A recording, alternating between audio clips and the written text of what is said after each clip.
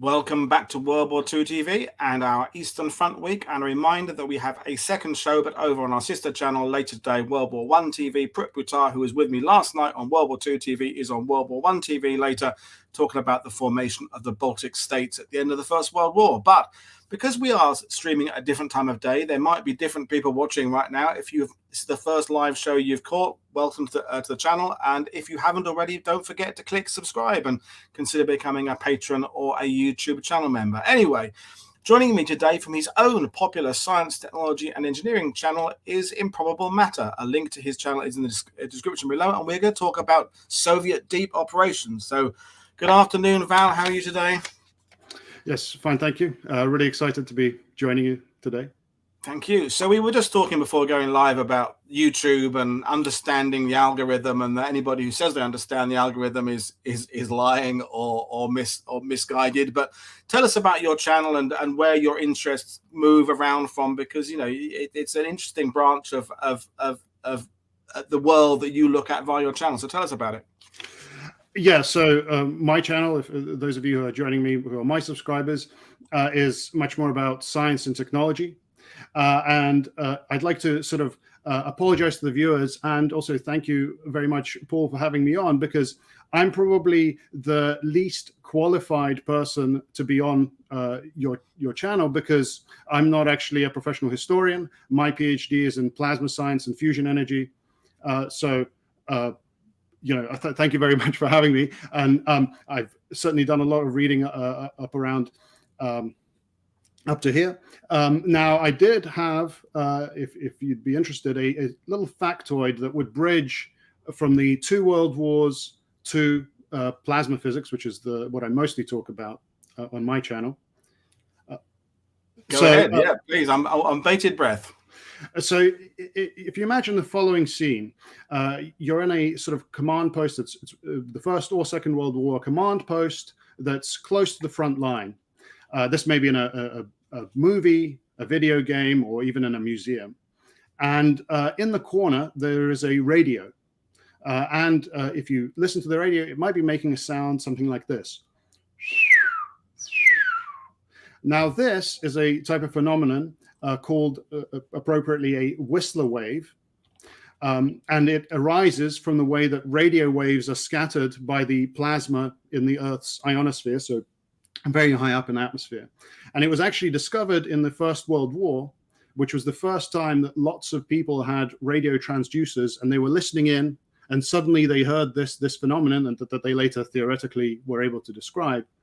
This type of phenomenon called the Whistler wave. So that sort of that's good. I like that, and no need to apologize, because one of the things that we adore doing on this channel is bringing people to talk about the war from different points of view. It's interesting how many lawyers seem to make good historians because of the analytical approach, and people who study data.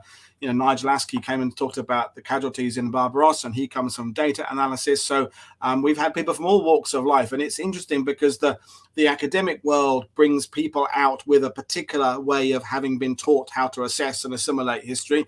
But it's interesting talking to people from a different school who have come at understanding facts from a different point of view, because history is the combination of so many different sciences. It's an art, it's a science, it's many things. But anyway, you have come armed with a PowerPoint that you're in charge of today. And folks, we're talking about deep operations, which we've talked about a couple of times before, and we're going to be referencing previous shows on the channel during the course of this. But basically, I'm going to hand over to our guest. And if you have questions, we're going to be going through various campaigns and Kursk and things like that. But I'm really looking forward to this one because, as I say, I like getting people's points of view from outside the traditional military history world. So over to you.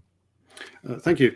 So I'd like to talk about, we'll be touching on Soviet deep operations and talking a lot about them, but I would like to talk with the sort of through the lens of the memoirs of the man that in the picture on the right is right in the middle, a man called Hamazasp Babadzhanian.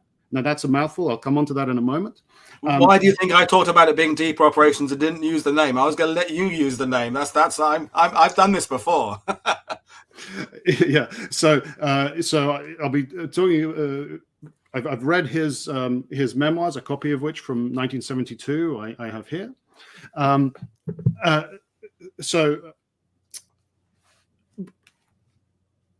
what did I want to say? Yeah. We will come on to deep operations. And now another point that we'll sort of touch on is there is a debate, it's on your channel and in various other places, concerning the man on the right of the photograph, which is Georgy Zhukov. Now, the debate is, was he all that he's cracked up to be? Was he really such a great general? And we certainly will touch upon that, but, you're going to have to watch until the end. That's, you're going to have to meet us halfway there. Who is this man that I want to talk about? He began the Second World War as a career major in the Red Army. Now, a major is not a particularly high rank. So if we were going to talk about majors, all the majors in the Second World War, we'd be here, for another decade, perhaps. Yeah. But he did rise to the rank of general during the Second World War. And after the war, as he's pictured here, and when he's writing his memoirs, he is the marshal of the Soviet armored forces. So the overall commander, in theory, of all the tanks and APCs and so on. And his experience of leading tanks into battle was gained during the Second World War. Yes, one thing I did want to say is that although I'm mostly following his memoirs, and as I said, I'm certainly not a professional historian, even I know that you don't just take a primary source at face value. So I've read a lot of other sources. I've cross-referenced what's being claimed here. I'll touch more about that in a moment. But I've read other sources like Olaf Zimka and so on to sort of at least for the operational facts, this city was taken and so on. They seem to check out. He's quite honest in that regard. In fact, he does write quite honestly. So in the thumbnail, you have official picture of him and all these medals. But he looks. This is a picture from the book. He looks much more sort of modest here. He doesn't even mention in the book when he won a Hero of the Soviet Union medal. Which is the everyone else would be sort of trumpeting that, but so anyway, we'll come to that. Now, as I say, I speak from experience when certainly the Western ears might find this man's name difficult to pronounce. So I have a very simple pronunciation guide here. So if you say the word Babbage, as in Charles Babbage, the computer pioneer, and then onion, as in the vegetable, quickly together. So Babajanyan, Babajanyan, Babajanyan. If you want to try that, maybe. Babbage. No, I'm not gonna try. I'm not gonna do it because the more I think about it, I'll do it. I'll have a practice later on. Yeah. Okay. And just to establish that, if I catch anyone's interest, they can look back and use it. So again, I apologize to anyone from the sort of former Soviet Union, the Caucasus region, that know this. This is just for the sort of British color sergeant or American gunnery sergeant, sort of for the benefit of them. Okay, now the other thing that some of you might have, some eagle-eyed viewers might have noticed, is that Babajanyan's surname and mine end in a very similar way, and that is because names which end in IAN or YAN are typically, not always, but typically denote an Armenian heritage. So, for example, my grandfather was ethnically Armenian from the USSR. He gave me this book because it's another ethnic Armenian, and having read it, I really wanted to share it with your viewers. The Kardashians are an example from sort of our time of as people with a sort of Armenian heritage. Though I should say, personally, I don't speak the Armenian language, and I've never been to the country, as has Kim Kardashian, as far as I understand. But there we go. But more relevant to the sort of Second World War, in Armenians that are more relevant. So firstly, we have Anastas Mikoyan, who is effectively the Soviet armaments minister. Then we have a different Mikoyan, our term, who's the M in MiG, so the first MiG aircraft come into see action in the Second World War. They're designed partially by Mikoyan, who has an Armenian heritage, and then also Babajanyan, who rises to the rank of marshal, and he leads up to sort of front-level Soviet formations. And he actually is interesting. He comes from the same little village that our own subject today, Babajanyan, comes from. So two marshals of the Soviet Union originate from one, small village. Okay, so on that matter, I mentioned Armenians in Armenia. Of course, the USSR was composed of many different republics and so on, and many different nationalities, of which, so Russians account, ethnic Russians, however you define that, account for maybe 50%. So I know historians often, as a shorthand, might say, the Russians counterattacked at Stalingrad or something like that, right? Statistically, that force is 50% roughly Russian, right? And 50% other, including, many different republics, including Armenia. So Armenians are a minority within the USSR. I think it's fair to say are a minority within the historiography of the Second World War. But as you can see, there's been quite a few of them sort of made a contribution. Now, our subject, Hamazasp Babadzhanian, he is born in Armenia. As the Soviet Union is established, he rises through the Soviet system. So first he enrolls with the communist youth, the Komsomol. And because he does well there, he then gets a chance to go to a military academy to learn to be an officer. While there, he also learns to speak Russian.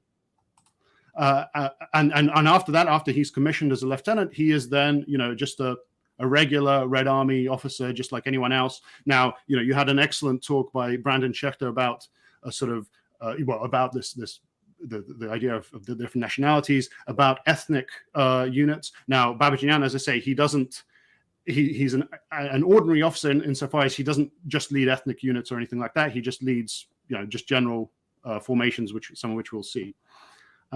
So that's sort of nationality. So here is the book. So the book is his memoirs. It's written in Russian, which I do understand, and I'm able to translate, and I will show you some sort of excerpts from it. You can immediately see from the cover the nature, right? It's about this sort of mobile warfare, pincers, tanks, and that sort of thing. It's called Dorogi Pobedy, which literally means roads of victory, published in 1972. Now, you might think that title, well, it's a kind of metaphor, and I've seen it translated as, the road to victory, something like that, right? Like a metaphorical thing. And that there's certainly an aspect of that.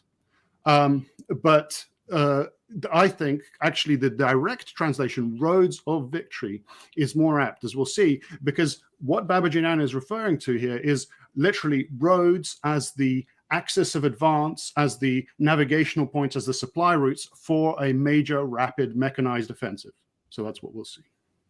Now, and I sort of alluded to this, but of course, we all know that memoirs are very self-serving. They can be inaccurate. They can have a very rosy picture of the past, and certainly that may be the case here. But unlike the German memoirs, which are sort of infamous almost, one aspect, as I mentioned, is Babajanyan is a marshal, right? He is actually a serving member of the Soviet army, and certainly one of the purposes of him writing this is not just to sort of show how great he was or whatever, but it is to learn lessons that can be applied. So he really is looking forward to the future. He even mentions, very briefly, but he mentions the possibility of a nuclear battlefield. He briefly mentions the possibility of having to fight NATO, things like that, because this is 1972. So that sort of puts it into a bit better context. Yeah. Okay, so that's the book we're going to be talking about. Now, I'd also like to just, if you will allow me to make a little aside to the historiography. So this is stuff that doesn't have any sort of causal effect on the Second World War, but just a couple of brief notes that I think are very, very interesting today. So the first one is that and you might be surprised by this, but Stalin is almost not mentioned. He's only when it's absolutely strictly necessary to mention his name.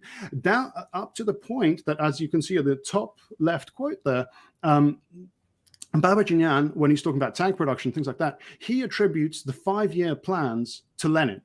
Now that's kind of ridiculous to me, because Lenin was dead when the 5-year plans were started. It was really Stalin's idea, and I think, it's my opinion, but I think it's the 5-year plans are really against Lenin's new economic policy. If those of you are aware, I mean, maybe this is a bit of discussion, but certainly to say that the 5-year plans were, quote, Lenin's industrial policy, end quote, is ridiculous. And so what he's doing is he's trying everything he can to not mention Stalin. And having spoken to people, surprisingly, at this time when Stalin's already dead and when this book is being written, people really don't, this is consistent. People really don't want to mention him, and people want to move on. And that, of course, is an important lesson today, because to anyone sort of cheerleading dictators today, you should know that in 25 years that dictator will be dead, and you'll be trying to write your memoirs, trying to avoid mentioning.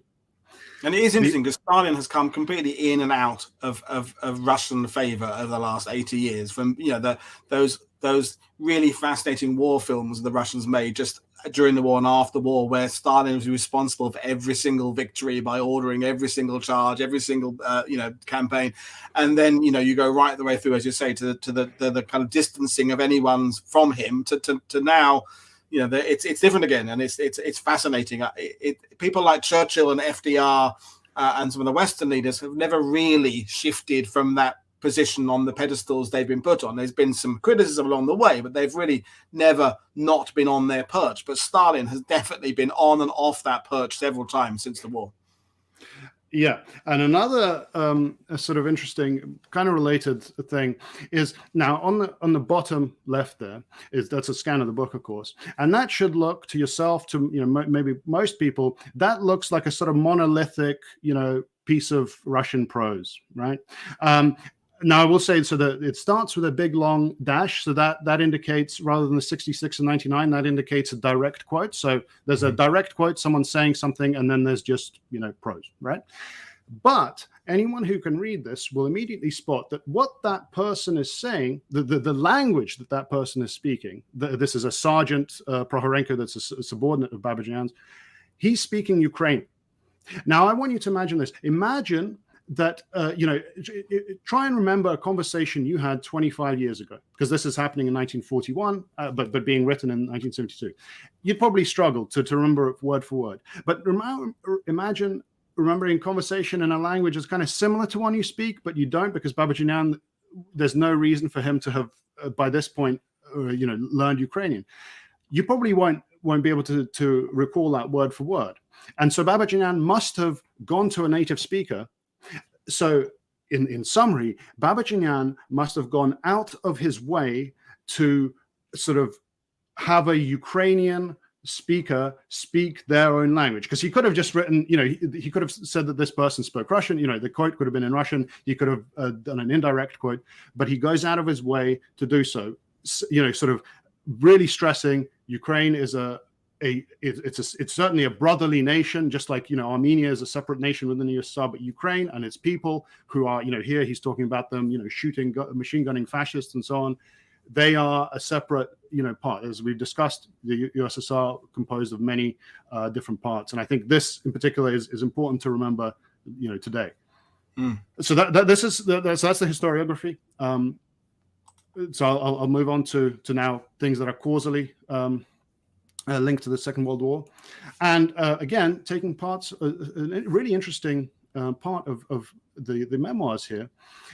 So we now know that at the highest echelons of Soviet leadership, there was a rift between sort of old guard marshals who are all about the sabers and the bayonets and the cavalry charges, like Voroshilov, versus the reform-minded modernizers who are all about tanks and coordination of arms and aircraft and so on. Now, in the event, the reformers were purged by Stalin and the old guard were promoted. But Babajanyan gives us a really interesting view of the sort of middle layer of the officer corps. So when he was going up, to go from captain to major, you had to go to the Frunze Military Academy. So you had to do a bit more, military study. And he says when he went there, everyone was debating about, tanks. Is cavalry still going to be relevant? How important is aircraft going to be? He says they were all reading military theorists, and not just domestic Soviet theorists. They even had translations of foreign theorists, and they had even a waiting list to read books like JFC Fuller's Tanks in the Great War. He also mentions reading Guderian, other foreign military theorists. So at the level of Babajanyan, the sort of captains and majors, and again, this may be rose-tinted recollections, but he's clear that they all are very, very, reform-minded. They all want as many tanks, as much mechanization as they can get. And of course, these are the guys that are majors then, or captains, that are going to become the generals or the colonels leading mechanized formations.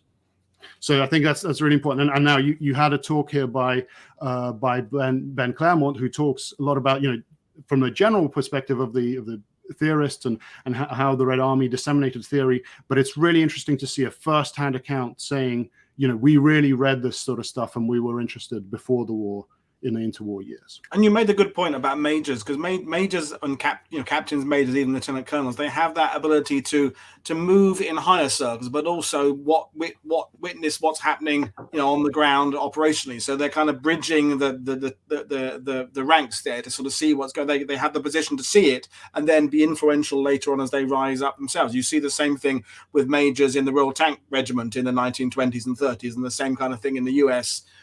Coming through as well, people like latterly General Patton. He's in that same kind of area post-war, where he's post First World War. Where he's taking a doctrine ideas from around the world. I just really quickly respond to a comment. So they're saying, Guderian, I'm using your tactic against you. Well, firstly, they were kind of, Soviets had the same idea, but actually, it's funny because. Babajanyan will be fighting Guderian, physically, and then he's really ripping into Guderian's memoirs after in this book. I probably won't have time to sort of go into that, but the operations, it's really him a lot of the time fighting Guderian. We'll see that. But anyway, so that was before the war, and so so Babajanyan is a major now, and so in June 1941, Babajanyan is serving as a staff officer. He's had a few commands, but he's a staff officer in Konyev's 19th Army. So Konyev, we'll see him again, and he's the famous one. He's at this point commanding an army, and the 19th Army, and this army is being redeployed from the depths of the country to the sort of northwest. And as a staff officer, on the night from the 21st to 22nd of June 1941, Babajanyan is overseeing the army as it is moving on 400 trains, 400 individual trains. It's moving. He's in Kyiv at this time. He gets about an hour's of sleep, he says, and suddenly the war has begun. And part of the problem that they have, so they eventually, on this map of Barbarossa, they eventually join battle with the Germans around Smolensk. And the problem that Babajanyan explains is, with the Germans having air superiority, what they do is they bomb out a lot of the sort of communication infrastructure, bridges, railway hubs, that sort of thing. And so this army, which is spread over 400 train loads, as he mentions, maybe the infantry is on the first few trains and they unload and they go into battle. But the artillery is stuck somewhere in a rail traffic jam, 100 train loads behind, and they're not able to get, and maybe the ammunition is another 100 train loads behind. So the problem, looking from a top level, Babajanyan says, is that they are never able to join battle in one coherent mass, all sort of deployed as they need to be, with artillery support, anti-air, and so on. And so that's how he, from a broad perspective, describes why the Red Army did so badly in Barbarossa. He breaks chronology at various points and goes back to this sort of time to talk about Wehrmacht war crimes, which you've talked about previously on your channel. He sees them bombing civilians and things like that. But it's really the disruption to the communications that he says is tough for them. So eventually, as I mentioned, they're moving to Smolensk, and eventually the 19th Army that Babajanyan is part of, Konyev's leading, moves to Smolensk. And here the Germans use their, typical for this period, rapid maneuver to encircle and destroy Soviet armies. So in this sort of area, in Army Group Centers area, the Germans have two Panzergruppen, so tank groups that are the spearheads that are going to be closing the gap, the ring around the Soviets. So in the north you have Hoth, and you can see he does a pretty good sort of left hook to bypass Smolensk and partially encircle. But in the south is Guderian. And let's look at let's imagine we knew nothing. Look at that rightmost sort of arrow. Look at that rightmost pincer. It's almost horizontal. It's going from west to east. But if we looked at this naively, we might think, well, surely that would be better off heading northwards from bottom to top, so that it could close the gap and link up with Hoth as quickly as possible to trap the Soviets, destroy them, and so on. Well, and indeed. And what ends up happening is that while the Soviet, more than 50% of the Soviets are captured and encircled and so on, a good number, over 100,000, managed to escape. And I've seen many sources blame Guderian, because apparently what he wanted to do is he didn't really care about encircling the Soviets. He wanted to go east as far, as quickly as he can, so that he could take Moscow, and he would have the sort of honor. For example, Zimka calls him a, quote, prima donna, end quote. So as a result, a lot of the Soviets escaped the Smolensk encirclement, including, now Babajanyan doesn't say this explicitly, but I think he lives to write his memoirs exactly because of this.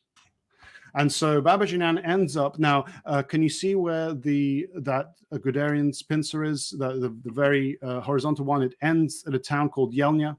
So what happens there is a bulge forms, a salient, with Soviets blocking in the Germans from three directions. And Babajanyan is in the north of that salient, and what happens is that he asks and is given a regiment to lead. So he goes from staff officer to a regimental commander of a rifle regiment once again. So as I mentioned, so what happens is that there is a German salient at Yelnya. And so the Soviets very quickly, in sort of the start of August 41, what they try and do is destroy that salient, quite naturally. But initially their attacks are very uncoordinated. So it's just a slog. There's attacks from all directions, losses from both sides, more from the Soviet. And so the fighting on the Yelnya salient is a real slog and no decisive action. Now at this point, Zhukov, who he's been sidelined because the Red Army is doing badly. He's been sort of sent to the sidelines, and he hatches a plan. Let's go and destroy this salient. Let's do an offensive operation, destroy the salient. So a coordinated offensive now. As I say, Babajanyan is leading a regiment now. He's in the 127th Rifle Division, so an infantry, foot infantry formation. He's actually transferred to the 102nd Tank Division temporarily for this operation. He's given 8 KV, he says, presumably KV-1 heavy tanks. Yeah, I guess so. Not the KV-2s, because there were hardly any of them. This is what I mean. But anyway, he gets 8 KV tanks. He gets a bunch of extra artillery, and so he goes forward as part of this offensive. They break through, and overall, in just over a week, the Yelnya salient is reduced, so that the Soviets do take the city back and destroy the salient. Now, a few negative points, though. Although that seems like a success, there's a few negatives.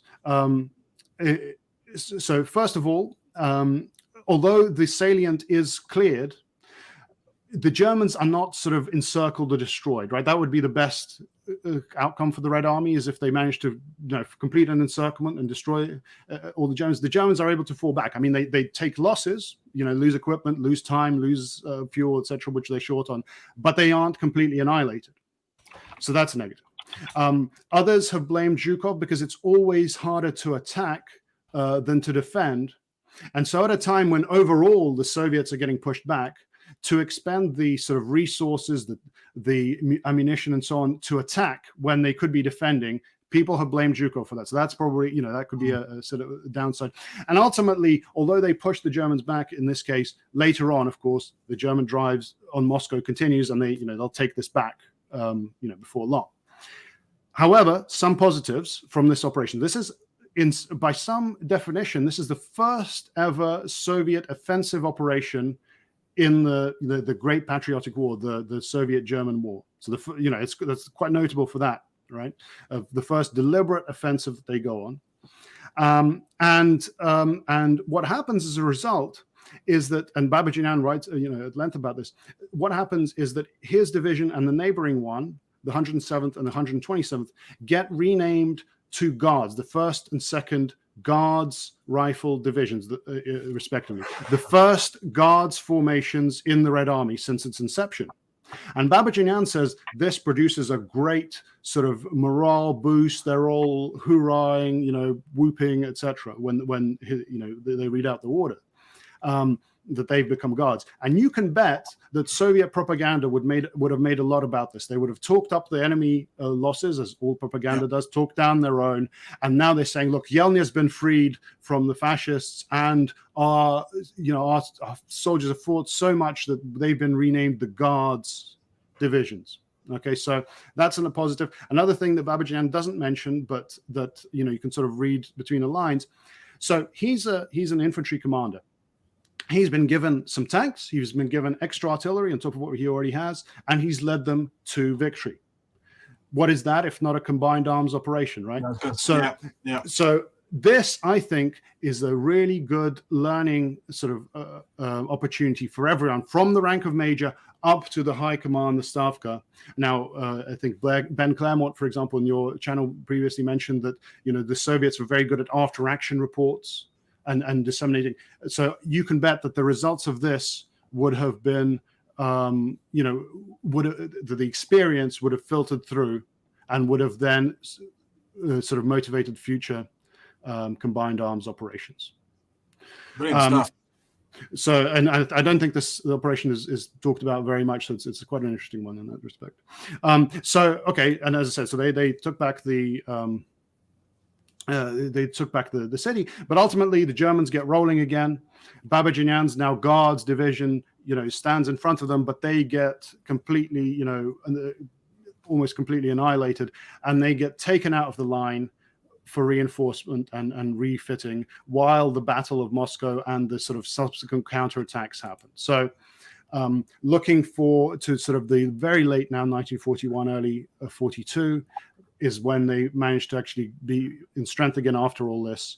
And they're first sent to near Kursk, where the sort of purple star I've put on there, without much success. Then they get taken out and they get sent to the very south, to the Meuse River, where the gold star is, with, again, it's trying offensives, but not really achieving very much, as was, for the rest of the Red Army at that time. Later, we'll come back to the star marked in green. But at this moment, Babajanyan gets orders to sort of give up his regiment and go back to officer school. Okay, so now the officer schools have been evacuated, so he sort of has to look for his next assignment deep in the depths of the country, because they've been evacuated out to Central Asia, that sort of thing. But eventually, he sits in front of a personnel board and a personnel officer who says to him, "You are going to be leading tanks." And Babajanyan says, "Well, there must have been some mistake. I'm an infantryman. I don't know the first thing about tanks." And the personnel officer says, "Yes, we know, but we are picking experienced leaders of infantry formations to lead mechanized brigades." And then the personnel officer supposedly leans in closely and whispers, secretly, "Of which a great many are being formed." So, I don't know if it quite happened that dramatically, but he's saying that we're making making these mechanized brigades, and we're getting successful leaders from infantry to lead these brigades. Now, so what is a mechanized brigade? So specifically, Babajanyan leads the 3rd mechanized, but what is this? So this has what they call a regiment, but is really a battalion of tanks. It has 3 battalions of infantry, a battalion of artillery in various forms, indirect, direct, anti-tank, that sort of thing, and a battalion of mortars. Then a few other bits and pieces like, medics, anti-air, a bit of that, and so on. But so the tanks are T-34 medium tanks, about 40 in total. But everything else, so there's half tracks as well. Everything that isn't tracked has, is wheeled. So it has, there's trucks, there's jeeps, and a lot of the trucks are, of course, lend-leased. So I know you're going to be talking about that in a couple of days. So so this is a very mobile formation that's able to, quickly react to things, quickly exploit any breakthroughs, that sort of thing. I do just want to say, so Babajanyan, I should say, he has his own command T-34 tank, which he has to learn to drive. He says, he does say it's poor ergonomically. He feels like a bag of bones getting tossed around inside a tin can. He also, the other half of the time when he's writing, he says he's in his American-made Jeep, Willis MB Jeep, Lend-Lease, of course. The other just notable thing is that from now on, for the rest of the war, he's going to be 1 or 2 levels in the org structure below this man, Mikhail Katukov, who is a very notable, a very good Soviet tank commander, also a very notable personality. Maybe you haven't heard, but he has been fighting in tanks from the beginning of the war, fighting the Battle of Moscow, that sort of thing. Okay, so the first action that Babajanyan sees is part of what you have called quite accurately the Zhukov's disastrous Zhev and Sychovska campaign. So, but now Batar did a very excellent talk about all this, but just in brief, the Germans had a salient at the Zhev near Moscow. And for many months, the Soviets tried to sort of pinch off that salient and encircle and destroy it, with operations being planned by Zhukov, but they never were quite able to do that. And Dr. Batar talks a lot about quite the reason and so on. But as relevant to us, so Babajanyan is in 3rd Mechanized Brigade, part of 3rd Mechanized Corps, which you can see. Sort of in the middle here, I've marked 3rd Mechanized Corps. They do make a breakthrough, and Babajanyan does mention that they make a breakthrough, they make some ground, but they're never fully able to link up and complete the encirclement. But as I say, this has been covered on your channel. It's a really good video I recommend to everyone. But one very notable and interesting thing that comes in Babajanyan's memoirs. Okay, so as he is planning this, the offensive that you can see there, as he's planning it, he gets a staff officer comes along with orders, and he gets orders. You are to begin your attack at 1600 hours. Now Babajanyan sort of takes it and sort of frowns, whatever. He says that this is impossible. It's now 1700 hours. This is literally impossible to carry out. You've given me the orders too late. The staff officer that relayed them to him sort of shrugs nonchalantly, doesn't really say much. Babajanyan gets angry. He's sort of saying, damn it, you're not a robot. You must understand that it is impossible for me to carry out this order. It's too late. Nevertheless, the staff officer doesn't sort of say anything, leaves. And when Babajanyan gets to the line of departure for this operation, he's met by a squad of submachine gunners, Soviet, and he is arrested to be court-martialed, potentially to be shot for not carrying out the order. Now, fortunately, he is sent to the commander of the army he's a part of, who sees sense and doesn't have him shot. But and he explains, look, I could not have carried out this order. And now that the sun is set, if we attack at night, I'm going to lose all my tanks in the dark for very little gain. So give me time tomorrow to plan this properly and to then attack. And fortunately, the army commander, acquiesces, and the rest, you can see that they do make the breakthrough and so on. But it's very notable that this is the state of the Red Army. There are apparatchiks who will, shoot you for something you could not possibly have been able to do, which, kind of a result of the purge is just a very interesting part. So as I say, this is, it's a certainly experience for Babajanyan, but there's no real strategic success here. And so eventually they get taken out of the line. They're in reserve. His unit is in reserve for a few other operations that never quite succeed. And so the next sort of major place they fight at is Kursk. So the Battle of Kursk. So what has happened is that the Soviet front has a big bulge in it. And for the summer of 1943, the Germans plan very simply to have, a pair of pincers that are going to cut in, armored pincers, going to cut into this bulge, encircle it, and destroy it. Very simple. They, of course, don't manage to do this. So the Soviet defenses are split into two parts. In the north, you have the Central Front from Rokossovsky, who is, of course, very familiar to this channel, and we'll mention him again.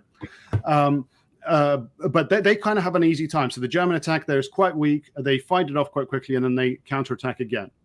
In the south is Voronezh front of Vatutin, who is actually no less a Soviet commander, much less well known though. And that's where Babajanyan goes. So both sides have had time to build up for this, very climactic battle, because the Germans take a couple of months to reinforce themselves, to bring in their Tiger and Panther tanks and so on. The Soviets also have then time to bring in reinforcements. So I mentioned Babajanyan leads a brigade. It's several of them are then form a mechanized corps, and several of those then get combined into the first tank army. So it's an entire army that has these very mobile brigades in it. So first tank army, and they get sent in as a reserve at Kursk. By the way, Konev, whom we saw before, is now leading a front, the reserve front, I believe, in the rear, sort of backstopping this whole thing. And so, as I say, both sides, of course, this is well known, and I'm sure you'll be talking about more about this week, that both sides have a long time to plan for this, prepare. The Soviets are preparing for the defense. So and there's a lot of things they do, lay mines and so on. One interesting thing Babajanyan mentions is they have this, the way they prepare infantry for fighting tanks is they'll dig out a trench, put infantry in there, and then drive their own tanks over the top to sort of psychologically prepare the soldiers to then fight tanks for real, right? So have their own tanks drive over the top.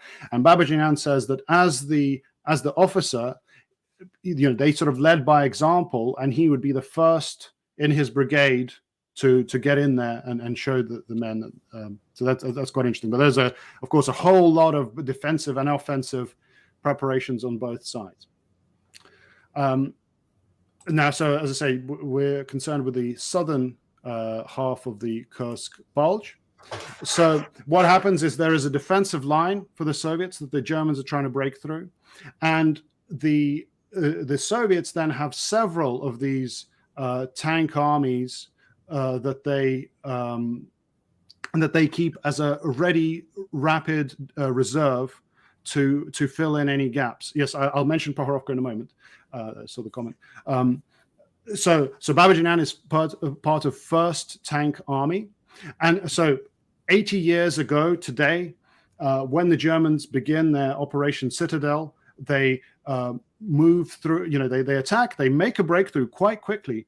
But while they're breaking through that first line, Babajanyan's first tank army, which is kept at Oboyan in reserve, gets the orders to move forward, and they move in specifically to. So Babajanyan, if you're a historian, you're following this very closely. He mentions a number of very indescript little villages, but you can still look them up on Google Maps today, that form their sort of line that they move to as a second defensive line to stop that German breakthrough, which they move to. They move to this line that I've marked in yellow. They dig in their tanks, so the tanks are hull down. They dig in their, artillery pieces, the foxholes for the infantry, or put mines, all that sort of thing. They dig in, and the Germans hit them, but they are fighting hard. There's no German breakthrough. Now, specifically, Babajanyan is, if you can see where the gold star is on this map, there's a bend in the road, and we'll come back to that in the next slide. But that is specifically where he's leading from and where his 3rd Mechanized Brigade is defending.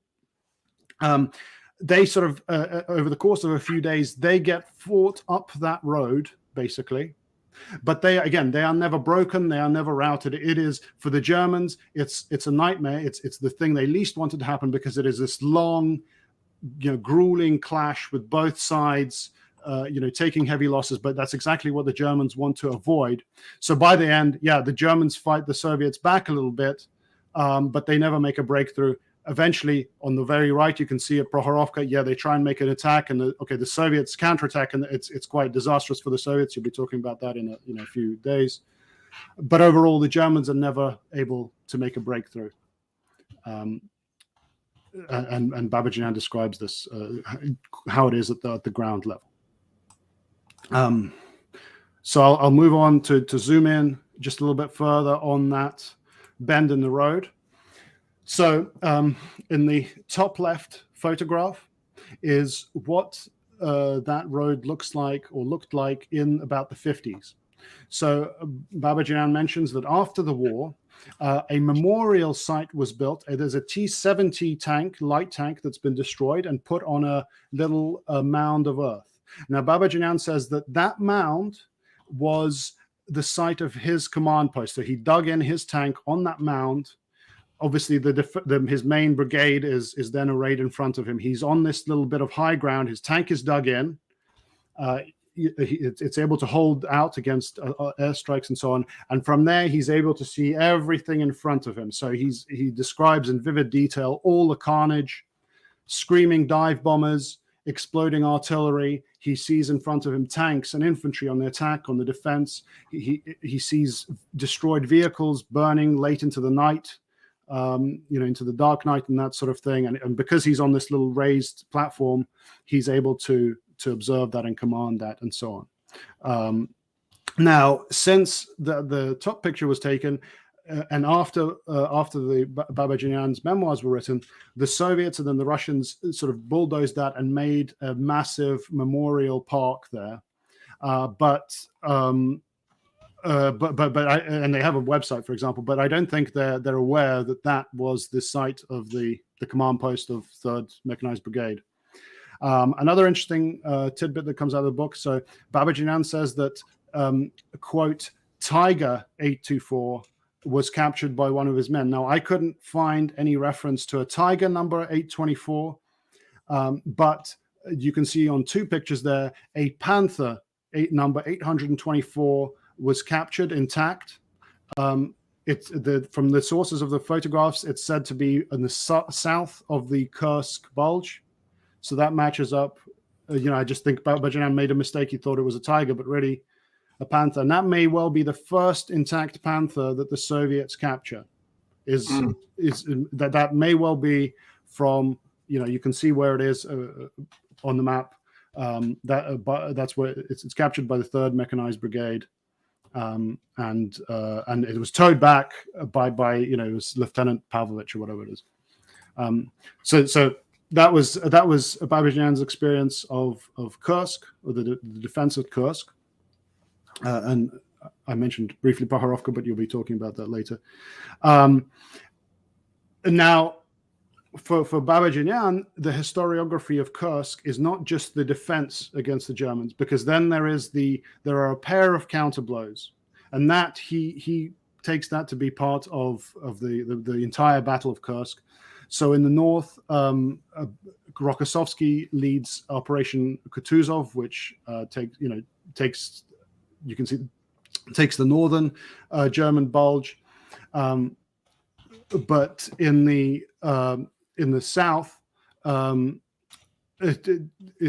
there's another Operation Rumyantsev. It takes them a couple of weeks, or 2 or 3 weeks, to sort of build up for this.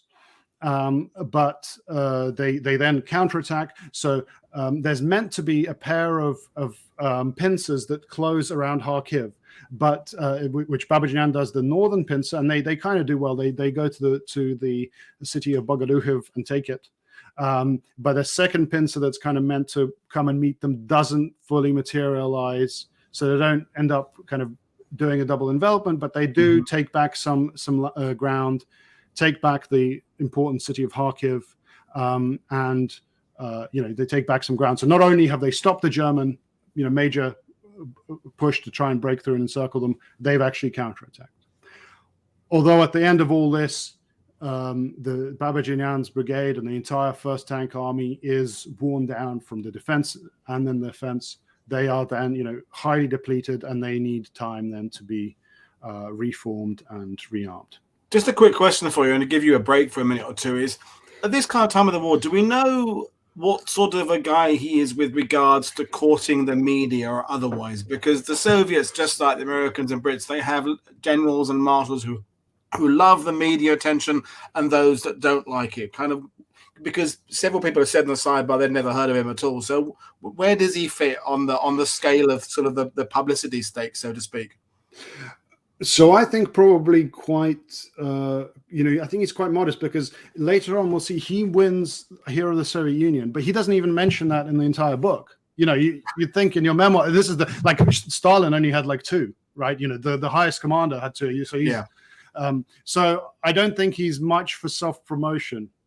And and to be fair, from that sort of lower rank, I don't think he has much of a, he does mention, I had to cut this out, but back when he was around Kursk, so the first time he was at Kursk in winter 41, some reporters came and they interviewed some of his subordinates. So yeah, reporters from like the Soviet propaganda. But I don't think he really, he wasn't the sort of, I'm the big chief here, I'm the super big dog. But maybe fair to say he's kind of a soldier's soldier, and that he's being talked about within the circles that matter, but within the public sphere, maybe not. Is that more of an appropriate statement? Yes, and actually I will mention one way that I'm not sure if it's his, but it's certainly what he did is now talked about. I'll save that to the end. When we come to it. So yeah, okay. So that's good. I do want to move on though. So actually, I want to. A lot of fighting, but they take heavy losses. They need to be reconstituted, and so it's then a few months before they can attack again. And so let me just give you a big broad overview. So we're talking about they'll then continue to basically liberate what's called right bank Ukraine. So this is the right bank as the Dnieper flows. So it's the western part of Ukraine and parts of Romania and so on. So just to show you, it's the bottom of these two blue regions that's taken back by the Red Army between December 43 and April 44, that kind of time. So if we zoom in on that, there's basically 2 phases to this big, two operations, but 2 big phases to this, the territory being taken back.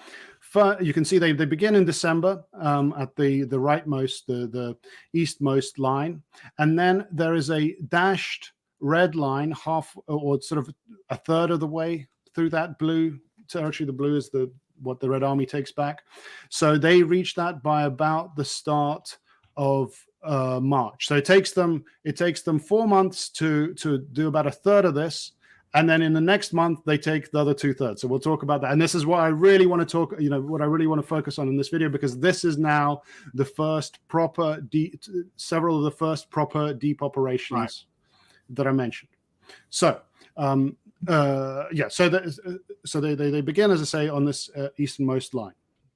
And by the way, I also mentioned, so again, historiography, I'll try and mention the way the Soviets called their offensives and the modern names of the places. So many of the Polish, Ukrainian towns have changed names. So I'll try and mention both the old and the new ones, just as a bit of historiography. Okay, so what they called the Zhytomyr-Berdychev offensive. So now it's the first proper deep operation that Babajanyan has taken a part in. So what is deep operation? What are Soviet deep operations? So the idea is that you take a sort of foot mobile, an ordinary army, and that makes localized little breakthroughs through the tactical level of the German defenses. So that you're talking about the trenches, right? The trench network that is maybe a few kilometers of trenches. So foot mobile armies, the sort of foot infantry, break through that, and as soon as they make a breakthrough, the tank armies, like the ones I mentioned, with all these mechanized brigades and that sort of thing, they then go through that gap that's been made, and they then are able to stream deep into the enemy's defenses, disrupt things, and so on. Now, at least that is the description that I've heard on your channel and many others and read about. Now, call me naive, but to me, the impression that gave is that the hard part was that initial breakthrough, that sort of trench warfare that was so hard in World War I. That it seemed to me that is the difficult part. And once the tanks go forward, it's easy. They just drive forward and eventually it's tea and medals. But as we'll see, it's not quite so easy. It's called deep battle and deep operations because those tanks will really have as hard or perhaps even harder a job fighting in the depths once they go through. Now, the other thing was the other sort of hallmark is that once those tanks go past the tactical defenses and go into the depths of the enemy sort of positions, they then try and avoid any sort of major other defenses. Like if there's a city that's well fortified, they'll just go around it, and they will leave it for those foot armies that made the initial breakthrough. When they catch up on foot, plodding along on foot, they can then storm the well-defended cities, do that sort of house by house, block by block fighting. But the mobile mechanized brigades and that sort of thing, they want to avoid that long attritional sort of fighting. They want to just bypass and go as deep as they possibly can.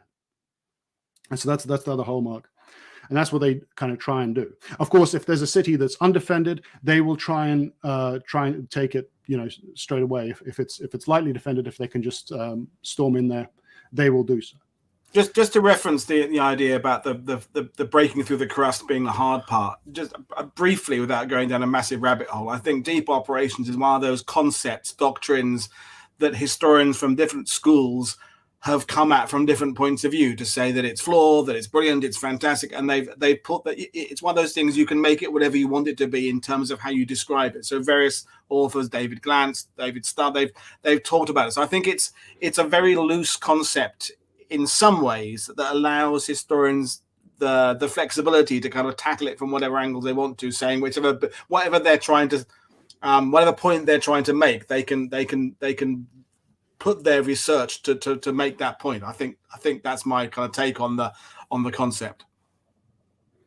Yeah, so I mean, historiographically, yeah, but Babajanyan is clear. So however you sort of look at it from the big picture, what he says is that what happens is that a field army is paired up with a tank army. So actually, on this sort of map, which is from the U.S. Staff College, you'll see arrows, and you'll see First Guards Army. So 1G and then a sort of oval. First Guards Army is paired up with a field army. So the field army makes that breakthrough. The tanks stream ahead, and then the field army tries to catch up and helps out with any sort of strong points and so on. And now someone's asking, why did the infantry go? I mean, of course, so the point being that these field armies that are not motorized, for example, have much more artillery or heavier artillery. And then the mechanized brigades, part of the tank armies, because everything has to be towed, everything has to be very mobile, they're not as good as at that sort of pounding the hard cross defenses. They're much better going into depth and attacking an enemy that's less prepared. So that's what I mean by an infantry army. It's not just a foot soldier running across no man's land. Of course, they have heavy artillery, some of the heaviest, largest calibers. But anyway, so the idea is then that a tank army is paired up with an infantry army. And Babajanyan gives details, first-hand details that are really just very interesting and you wouldn't think of. So for example, because he's waiting for an infantry division to break through, he has to go to the command post of an infantry general, commanding a division, ranking above him, right? He has to go there and he has to wait for them to make a breakthrough. Now you can imagine the sort of scene of an infantry division command post. The general's on the radio or on the field telephone. His subordinates are saying, "Sir, we're taking heavy damage. Heavy losses. The artillery's on us. The machine guns on us. We need reinforcements. We need this. We need that." Right? And the general's obviously screaming down the line. You've got to keep pushing. You've got to break through, etc., etc. Now Babajanyan, he has a fully equipped mechanized brigade. But because of the doctrine, he's not allowed to get stuck in. He has to sit there in the corner, sort of shuffling his feet, looking at looking at the ground, out of the way, and he can't help out. It's kind of that social situation where you see someone struggling with the bag, but you just can't help them out because doctrinally they have to keep back their strength, and that's what they do. So indeed, in this operation, he goes to the command post. There's hours of fighting. It's hard for the infantry, but eventually they break through. And as soon as they do so, Babajanyan is off, to his command post, to his brigade, and they go rushing in. And at this point, the very first time, they rush forward and they get to a town called Kazatin, which is undefended, so that's fine for them to take, which they do. But as they're coming to it, so do two regiments of SS motorized infantry. So they can converge on this city together, Babajanyan's brigade and maybe another one, and the Germans are completely beaten. The Soviets give them a really hard beating, because the SS are not able to get into defensive positions. They're just driving their trucks or whatever, and they get hit by these tanks and so on. And so the Soviets are able to destroy these two SS motorized regiments because they've been able to go deep, and do deep battle. Babajanyan reports that one of his sergeants is leading like 300 German POWs. Whether or not that's true, we might never know, but it's certainly true that in this battle they were able to win big because they broke through and they caught the Germans unaware behind the line. Now at this point they rearm, they get some fuel and ammo and so on, and then they drive forward again. They drive ahead deep into the enemy lines, outrunning their infantry and the foot infantry. And this time the Germans are much better prepared and they counterattack with tanks, artillery and so on. And Babajanyan's brigade takes heavy losses, the neighboring one even more so, and he ends up leading the remains of two mechanized brigades that have been heavily have taken heavy losses. But what's more, not only that, but the Germans were able to counterattack and encircle them on a local tactical level. So they've driven them so far that they've allowed themselves to be counterattacked and locally encircled.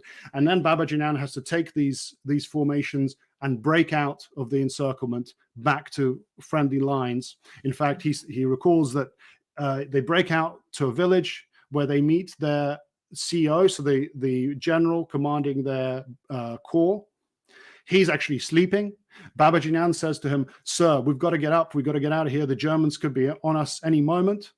The general says, "Nonsense. I've got so-and-so brigade on all-round defense around this village, And Babajan says, no, sir, you really don't. They must be, they're literally miles away. No one else is here but us, and the Germans could be here at any moment. And indeed, he says they are. So they have a fight, and again, they're having to fight their way back. So this really shows you the two sides of deep battle. Sometimes you catch the enemy off guard, and sometimes they catch you because you've gone so far deep, you've outrun your sort of supporting forces. So that is how they got to that first line. That by March, so it's a very tough battles, back and forth, counterattacks and so on. After that, so in who's the sleeping general? I'd have to look that up. I'm not sure, but it's the commander of, it would be the commander of 3rd Mechanized Brigade, or I think they've also, no, 3rd Mechanized Corps, but they've also maybe become a Guards formation by this point, but someone asked. Anyway, so that's how they get to that March line. Now, at this point, I mentioned Vatutin, who was leading their overall front. He's actually killed in an ambush by Ukrainian insurgents who they don't want the Germans or the Soviets. They want to be an independent nation. So they're ambushing the Soviets and the Germans, and a Soviet front commander, this is an army group level commander, Vatutin, gets killed. And so who is sent to command the front but Georgy Zhukov at this point? Okay. So Zhukov's now commanding the front. And this time now, I mentioned this sort of 1-2 punch where the infantry break through and then the tanks go second. Babajanyan, he talks about this at length, but he says that there are no hard and fast rules. And so when they got to that line of that they held in March, they assessed the enemy to be so weak that they didn't even bother waiting for the infantry army, and the tanks made a breakthrough themselves and off they raced. And so the defenses were so weak, they were then able to drive deep into the enemy defenses. They drive on. They cross eventually the Dniester River, which is a fairly major river. They cross over, and as a result, what happens is that they encircle an entire German panzer army. In the so-called Kamenets-Podilsky pocket. So there's a whole German panzer army, about as many troops as were at Stalingrad, get encircled. But they in the end managed to break out, and it's quite interesting. So, but what's happened is, as I mentioned, the Soviets, Babajanyan included, have very rapidly driven from north to south. Okay, and cross the Dniester River, so from north to south, and now this German pocket is breaking out. Now it's written in Earl Zimka's book. It's described as an amoeba, and it was recently on Indian Idol's channel earlier this year. Talked about this, how this sort of amoeba-like encircled German army managed to make its way out of the encirclement. Yeah. And remember, Zhukov is overseeing all this, so he allows the German army to break out. And indeed, what happens is because they're breaking out to the north of Babajanyan, now the ground that they've just covered, there's Germans there again, right? So they're now the Dniester, which they crossed over, they're now having to use that as a defensive line in the opposite direction. So they've just crossed it, and now they're sort of back towards it. And there's Babajanyan is once again, he almost faces court-martial, but they see that for not attacking in time. But again, it's he potentially could be shot, but he convinces them otherwise. So that again must mean he must have stock somewhere. I mean, this is twice he's been in real trouble. So the way he says it is that he's now, as I say, they've crossed the Dniester, and now they're having to use the Dniester as a defensive line, and the Germans are hitting them hard. And apparently, the way he describes it is that Soviet prosecutors. So the armies have their own like legal service to court-martial people. The prosecutors, the way he describes it, have to crawl up to him to try and court-martial them through machine gun and mortar fire. So they crawl up to him, and he says, well, by that point they're convinced that he's not sort of abrogating his responsibility. He really is in the thick of it, right? Since they have to crawl to his command post through fire. So yeah, he does manage to avoid being shot twice. So yes, but I wanted to sort of focus on this as a prototypical deep operation, and sometimes it works well, sometimes it doesn't, sometimes it gets mixed results, but that was kind of how it worked and how it worked in practice. I want to I'll probably skip this part because we're running on time, but there's two more then in the memoirs. There's two more deep operations which I'll only very briefly mention. So this was again after all that was finished, and they then had time to regroup. They launched another deep operation. This time, the first tank army has become the Guards tank army, first Guards tank army, but the same sort of script. Field armies break through.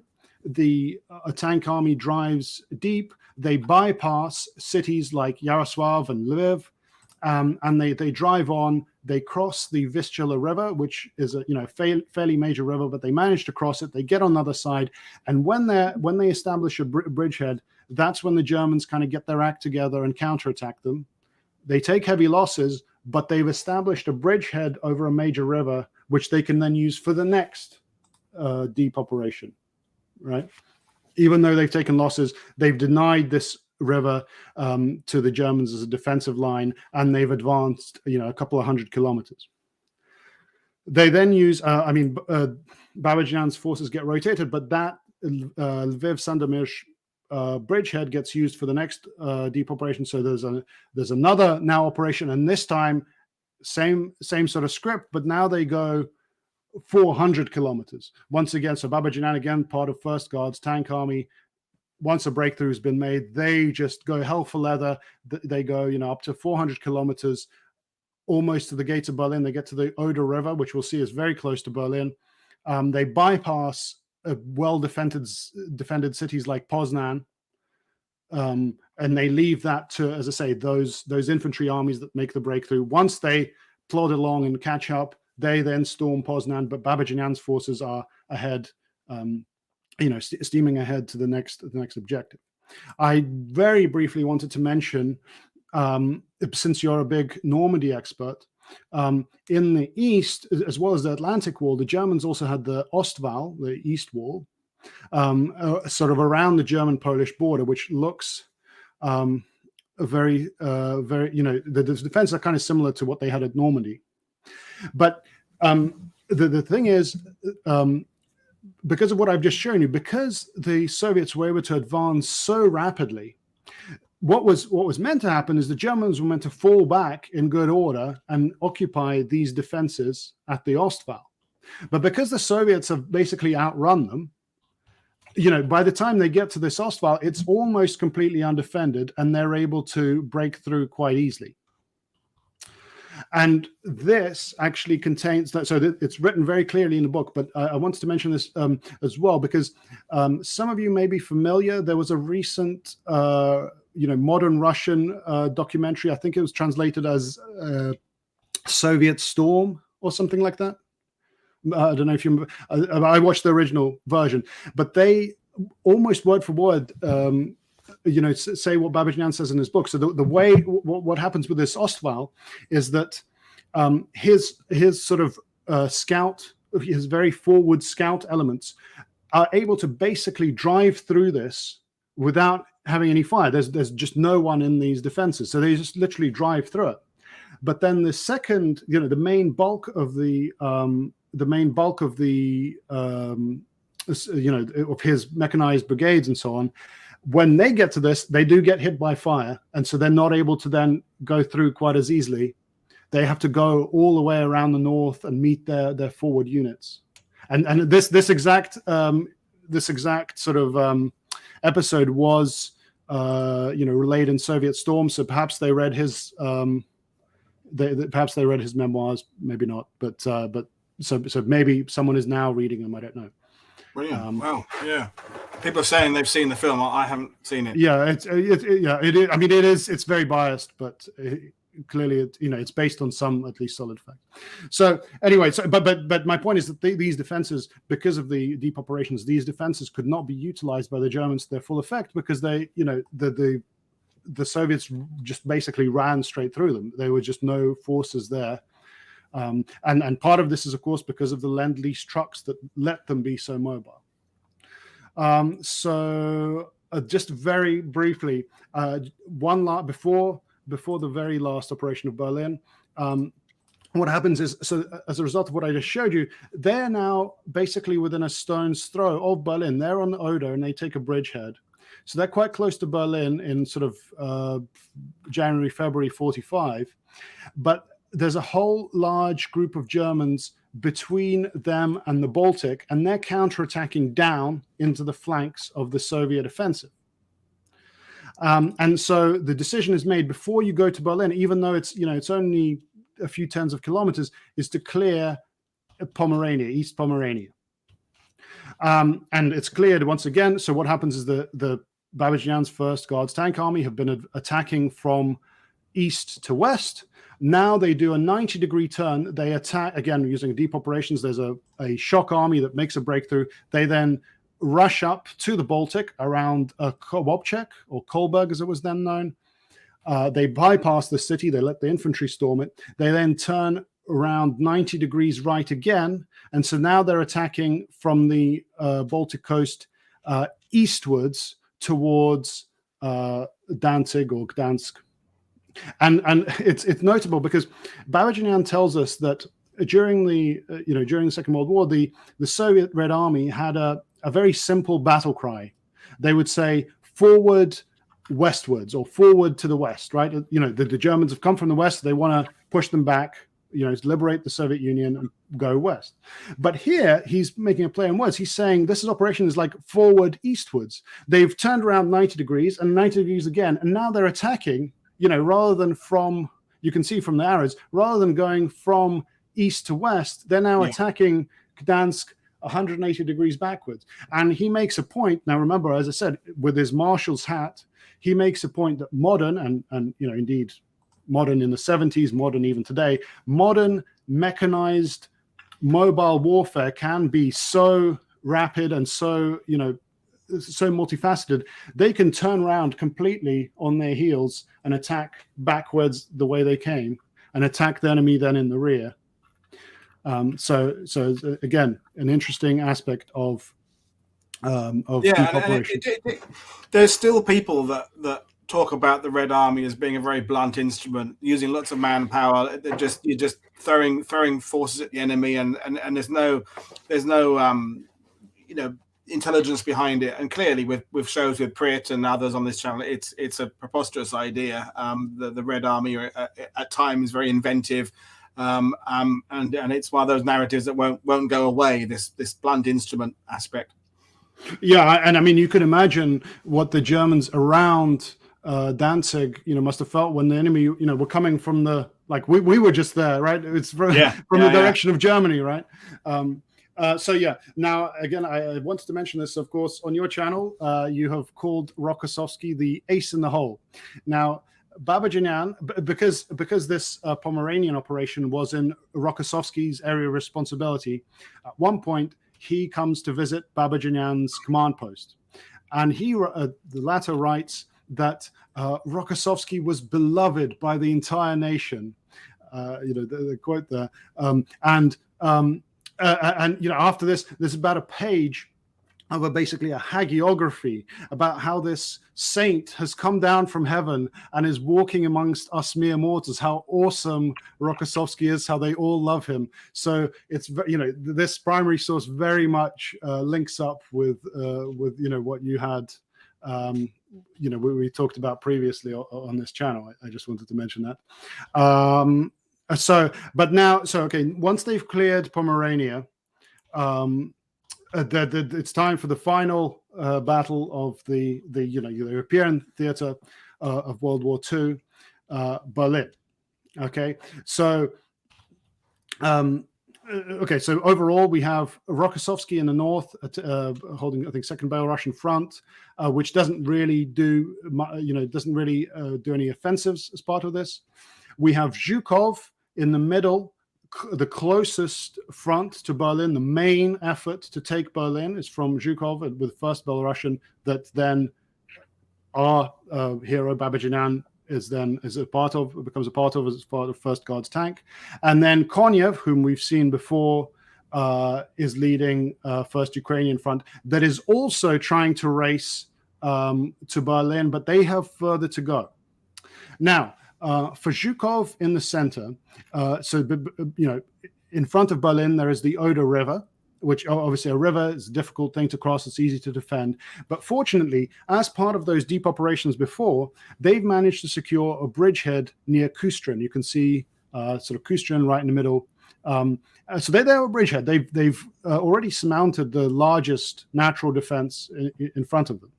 But the problem for the Red Army is that the Germans hold Zelo, and that town is on what's called the Zelo Heights, so high ground. So the Germans have the high ground, they have the visibility.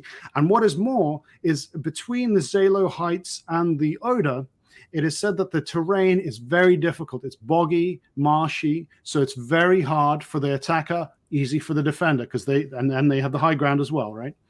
And what the Germans have done is they have constructed 2 lines of defense in Zelo, because what's been happening is, as I mentioned, the Soviets, and especially their field armies that they don't need to be motorized, they have very heavy artillery. And so what the Soviets have been doing is any static defensive line, they are just going to completely pummel it with artillery and destroy it. So the Germans, they react. They make 2 defensive lines. When the artillery is hitting the front line, they retreat into the second line, and then that second line becomes, a mighty defense. The Soviets, it's a sort of cat and mouse game. The Soviets have cottoned onto this. So Babajanyan writes that, I remember back in a meeting on the 5th of April, this is at a meeting with Zhukov, all the front commanders and that sort of thing. Some of our generals insisted to the front commander, that is Zhukov, that the enemy's main defense line was not the first, but the second, which ran through the Zelo Heights, that the artillery and aviation should be concentrated on the second line. However, their opinions were not taken into consideration. Now, so this, I think the entire description of the Berlin operation by Babajanyan is really a litany of errors that Zhukov made. Not to show my bias about how good Zhukov is supposed to be, and I think so. In this is a direct quote. That last sentence, I think, is the most damning. That last sentence is an example of, in Russian as in English, there is the passive voice. So if I said to you, "I ate your sandwich," that's an example of the active voice. But if I wanted to soften the blow, I would say, "Your sandwich was eaten." That's the passive voice, right? Who ate it? Well, it was eaten. So let me flip round and put Babajanyan's sentence into the active voice. Zhukov did not listen. Zhukov did not take their opinions into consideration. Zhukov did not listen to his generals. And as a result, because Zhukov aims all his artillery and aircraft on the first line of defense, when the Soviets attack, they hit that second line, which is alive and kicking, and they are stopped completely. They take heavy losses, and it takes them several days to break through the Zelo Heights. And part of that, Babajanyan is clear that it's because Zhukov misplaced the artillery bombardments. Now, at this point, because they're not because they haven't broken through, Zhukov commits what I would say is the first sin of deep operations, which is that he commits First Guards tank army, which Babajanyan's a part of. He commits them before they've made the breakthrough. Remember, we've said that they have to wait for the infantry armies to make a break through those trenches before the tanks go through. And because Zhukov commits them prematurely, those tanks, they take heavy losses, but they don't have much to show from. They do not break through. You know, they don't really help the situation. And only after, you know, really heavy sort of mass attrition and heavy losses do the Soviets break through both the lines of defenses at the Zalo Heights. And at this point, Zhukov commits the second sin of deep operations. We remember when we said that the tanks were meant to bypass any heavily defended city. And we know, I'm sure people in this channel have seen, they've seen the film Downfall. They've seen the documentary World at War, where they have, you know, even teenagers, German teenagers who had a Panzerfaust or something, an anti-tank weapon, and firing from, you know, the roof of a building or the second floor or third floor at the tanks. The tanks are, in a city, the tanks are sitting ducks. They're targets, and they're not very useful. The Soviets knew that. That's why they didn't commit their tanks to cities. But here, Zhukov commits them anyway, and he sends the tank armies into Berlin, and as we know. And so only after a really long grinding battle, taking more casualties and losing more, you know, materiel than they should have done, do they take Berlin. Now, I should say, again, the background to this, so the Babajanyan's memoirs are written when Zhukov is still alive.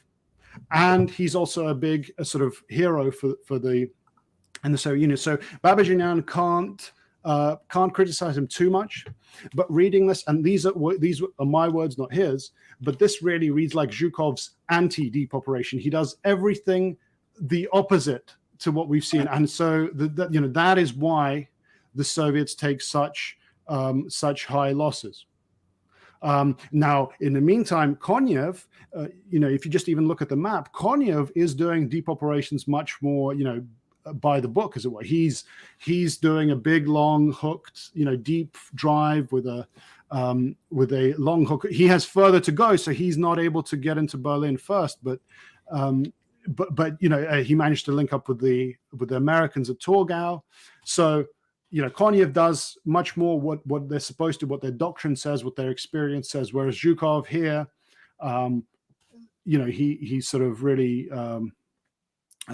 They take disproportionately high losses because of Zhukov's bungling. And overall, if you've been paying attention, you know, there are at least 3 other operations where Zhukov has failed to encircle and destroy a major German formation, where he had the chance. He failed with Yelnya to encircle them. He failed at Rzew, and then he also let the first Panzer Army escape from Kamianets-Podilsky.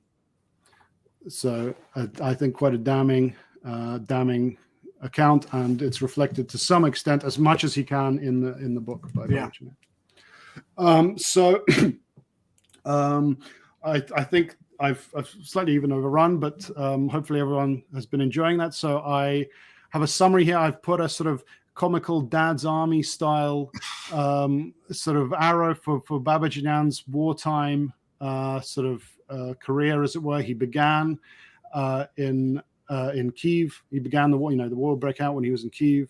He went to many different fronts, and he ended in Berlin. So I mean, I have a few concluding remarks. Yes, please. Yeah, people are loving it. I mean, yeah. So the first thing I'd like to say is I'd like to state the obvious, but I think it's quite obvious but profound. So the Germans begin Operation Barbarossa. Of course, the Soviet Union and Germany both invade Poland at the start of World War II, and they carve it up. They both take half. So Germans begin Operation Barbarossa halfway through Poland, right? And they attack. They advance as far as they advance. They get to Leningrad. They get to Moscow. They get to Maikop, right? But then when they've finished advancing, the Red Army has to push them all the way back. And not only does the Red Army push them all the way back to where they started, it pushes them back further, right, to the middle of Germany. So by simple geometry, the very much vaunted, the fantastic blitzkrieging German army, by simple geometry, they are retreating in space and in time further than they're attacking. They spend most of the war and a further distance being pushed back. And the same, of course, is true on the other fronts. So, and I hope I've given some flavor to how they were pushed back. No, definitely. And you've seen some of these operations where the Soviets gone 400 kilometers. Now, corollary to that, a couple of other points. Firstly, as you've kind of mentioned, this is not like all sort of frontal attacks by hurrah infantry, right? There's a lot more nuance, a lot more sort of maneuver, a lot more mechanization than certainly. I mean, I don't have to tell anyone on this channel, but certainly than is portrayed in the media and that sort of thing, right? And another point, of course, is that this would have been impossible, at least in the way that we've seen, without Lend-Lease vehicles. You're going to be talking in a couple of days, I think, on Lend-Lease, the Soviet Union. This would not have been possible. Now, a couple of more sort of high-level points, just briefly. Firstly, and I think this is borne out by what I've talked about, Earl Ziemke says that the sort of double envelopment. Now, at Stalingrad, of course, the Germans are encircled by a double envelopment, two converging strikes. That is actually the exception, not the rule, for Soviet operations. Most of the time, it's kind of like coal mining. Not that I know much about coal mining either, but it's like what they're doing is they're sort of drilling in several different holes into the coal face, drilling in deep, and then that whole coal face collapses, right? So that's kind of what we've seen. They drive 400 kilometers deep, and they only break through in a few places, but then the Germans are either killed or captured or have to fall back. And then, you're pushing that coal face back some distance, and then you repeat it again. You make several little, drill several little holes into that wall, and it crumbles. And that's it. Now, so that is more the norm rather than this sort of double envelopment encirclement that happened at Stalingrad. Another point, and I guess this is more a question to historians, is I guess what they need to sort of look at is, were deep operations worth it in some regard? Like we've seen, sometimes they get the jump on the Germans and they take out a couple of regiments or whatever. Sometimes they get counterattacked hard and they take heavy losses. So, that's a real question for historians. Could it have been done differently? Was it necessary to go quite so far ahead? Was that a good choice? Would it have been better to make a more consolidated push to try and maybe do double envelopment? Well, we've been talking in the sidebars. People are still debating the Eisenhower broad front strategy, and so the deep operations. There's clearly, as you've explained and we've talked about before, there's deep risk along with deep penetration, but there's also potential riches to be gained from doing it. So it's short-term gains, long-term gains. We've also people mentioning, of course, that Zhukov is also in the Berlin story. He's also thinking on a political level because there's Montgomery, there's the Americans all hating the Berlin, whereas at the level you've been talking about, it's more about getting the victory done. So Zhukov, I'm not defending Zhukov. I'm just saying he's got that other consideration of the post-war map and politics and prestige as well. But the deep operations debates will continue, and without necessarily anyone finding any definite conclusions. But it's fun having the discussions. Okay, yeah, I mean that's all I had. If you do just have a couple of minutes, I wanted to make a more meta point. I did just want to say that probably reading this, Babajanyan would have approved of WW2TV. He writes at one point, he's quotes a sort of apparently a Russian saying that no one judges the victor. It doesn't quite mean that the victors write history. It means if you succeed, you can get away with it, kind of thing. And he's saying actually, I'd say the opposite. He says the victor is judged twice. Once by the people who are there, or people who died there, or their relatives, and once by history. So I think it's kind of poignant that we have judged him somewhat, perhaps. That he's written it. So I was going to ask you at some point, Val, how did the book do? I mean, in '72, did it? We know that we've had shows on the channel before. Dr. Ian Garner talked about the Stalingrad literature, for example, that some books in the Soviet Union just were absolutely massive. How did it do? I don't think it was that well known, to be honest. You know, as I say, I got a copy because my grandfather's Armenian, so whatever they bought a copy for, I can't remember, 58 kopecks or something like that, or I don't know if that's a good deal. But you know, I don't think it was particularly well known. Yeah. So for example, yeah, I mentioned, so maybe the Soviet Storm documentary has read it, but the website of that memorial does not seem to have, you know, they don't mention him at all. And he writes very clearly, my command post was on this little mound that was then a memorial site. So probably not so widely, I'd say. Yeah.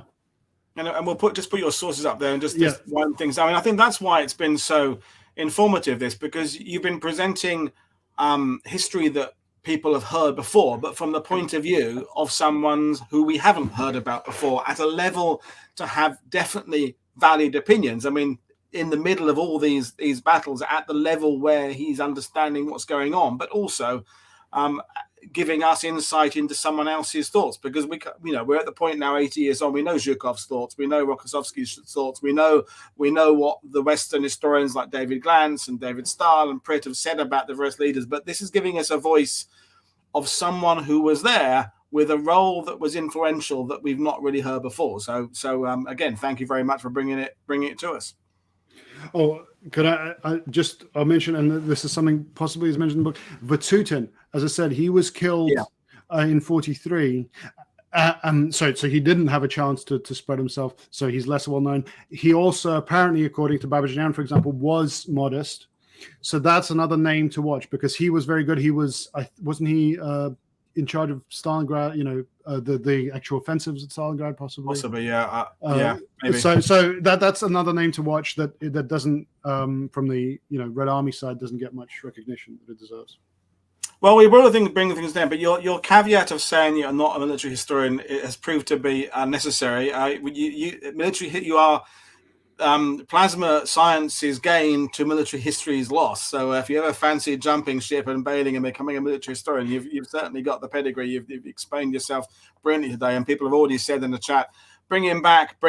So we can look at something else or expand on one of these points at a greater level. I mean, the Kursk story, we're going to be talking about that with Ben Wheatley sometime later in the year. That's potentially something we could do. But anyway, we will bring things to an end. And again, thank you very much. And folks, if you want to check out his channel and all about the things that are there, the link is in the description below. But and thanks viewers for your questions. It's been a long one, but worth listening to. And I will be going back and playing this one again and referencing things, because we covered a lot of ground physically and metaphorically today. Brilliant. So thanks, Val. This is great. And don't forget, folks, I'll be back in just over 2 hours' time on WW2TV. Lucy is under the weather days. It'll be just me with Pritt Retire later on, talking about, again, the Baltic states. That's over on our sister channel. But thanks, everybody, for watching. I will see you all again later. Cheers, everybody. Bye.